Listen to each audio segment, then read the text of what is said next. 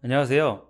근로자의 안전과 건강을 생각하는 노홍법인 이산 암산재연구소의 김아람 노무사입니다.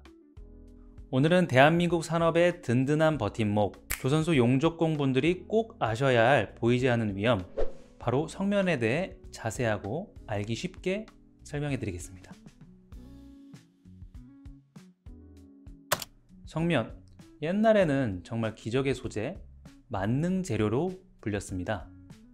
그리스어로 불면의 물질이라는 뜻처럼 불에도 강하고 뜨거운 열도 잘 막아주고 튼튼한 데다 저렴하기까지 했습니다. 그래서 건물을 지을 때, 그다음에 자동차를 만들 때, 그리고 선박을 만들 때 안 쓰는 곳이 없었습니다. 특히 배는 어떨까요? 거대한 엔진과 보일러, 뜨거운 스팀과 연료가 지나가는 수많은 배관들, 여기서 나오는 엄청난 열과 소음을 막아야 했고, 또 선원들이 생활하는 선실이나 식당 같은 곳도 튼튼하게 만들어야 했죠. 그러다 보니 성면만큼 좋은 재료가 없었던 겁니다. 그래서 옛날 배들은 엔진룸부터 바닥, 천장, 벽면까지 곳곳에 성면 자재를 정말 많이 썼습니다.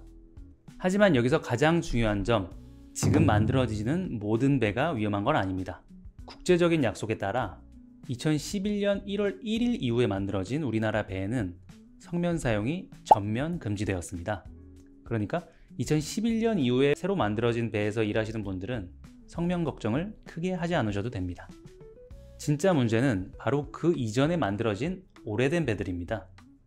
혹은 이 낡은 배들을 수리하거나 해체할 때 성면에 노출될 위험이 있었던 거죠. 이 성면이 어느 정도 있는지에 대해서 2011년 우리나라 안전보건공단에서 조사를 해봤습니다.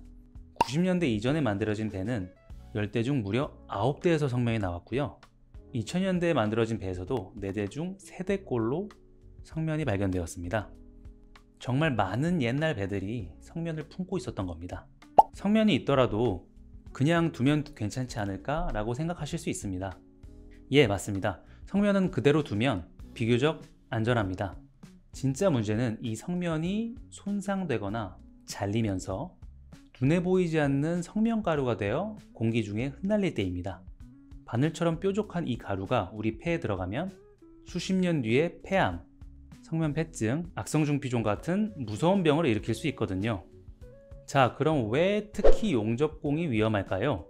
바로 용접 작업의 특성 때문입니다.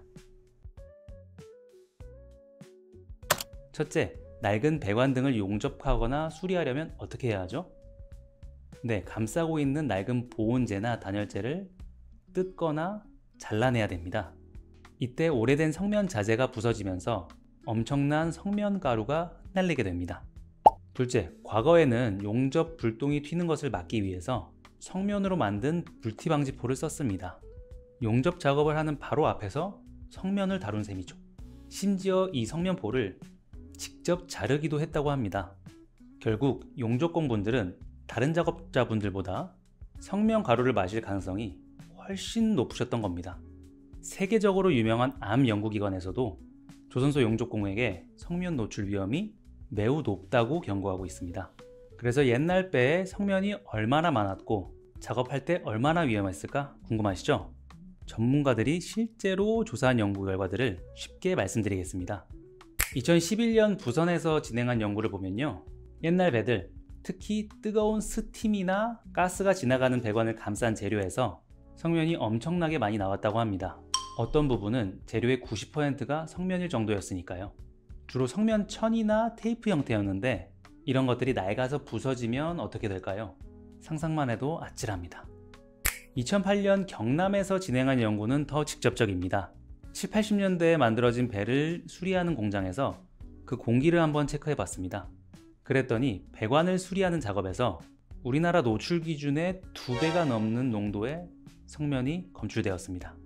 이 노출 기준이라는 건요, 근로자가 작업 환경에서 유해인자에 노출될 경우 건강에 나쁜 영향을 미치지 않는다고 판단하는 한계 수준을 의미합니다.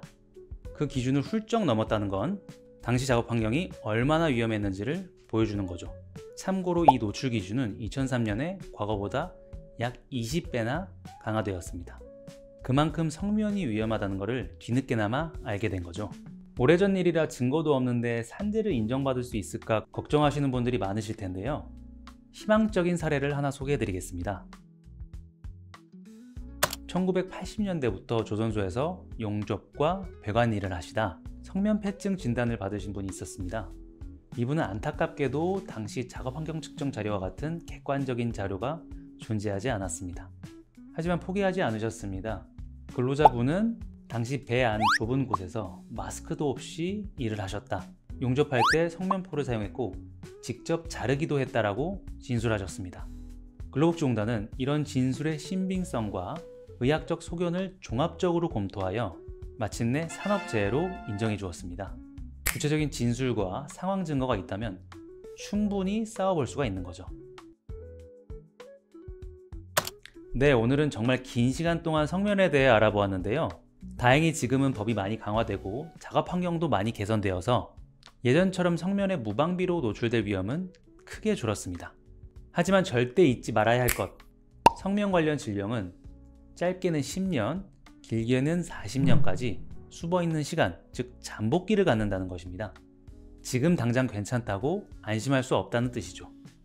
만약 2000년대 이전, 특히 90년대 이전에 조선소에서 일하셨거나 2000년대 이후에 일을 하셨더라도 낡은 배를 수리, 해체하는 작업, 특히 용접이나 낡은 배관 보온재 등을 뜯는 작업을 하셨던 분이라면 성면 노출 고위험군일 수 있습니다.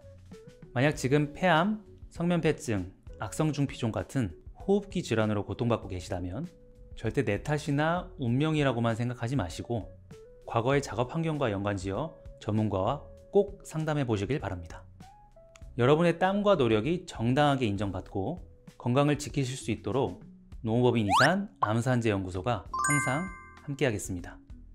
오늘 영상이 도움되셨다면 구독과 좋아요 그리고 주변 분들에게도 널리 공유해 주시길 바랍니다. 감사합니다.